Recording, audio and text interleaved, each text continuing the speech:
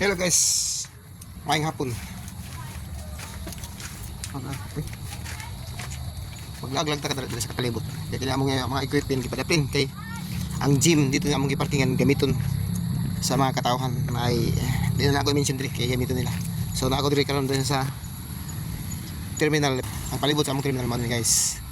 Na diha gihimong temporary nga kware. Diri pod.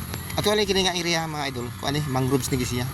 Natambak lang niyo kini nga kana diha nga building o katong gibuhat tubag o kini yuta diri tambak ra ni mangrove sini ka kini may ebidensya pamatud na kini mangrove siya itabag diri sa among katunggan itambak ra ni siya siguro mga kuan ka 2018 gisugutin tambak hapit na siya mag kuan kining hapit na siya nag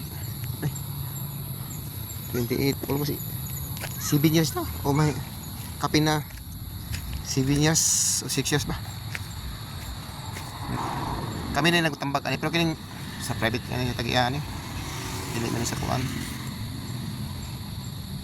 o dress na ba yo ang kontraktor ani may nagbuhat na may kontrata diha nga mga building kana nga building unang nahuman na nanay nang duty nga diha.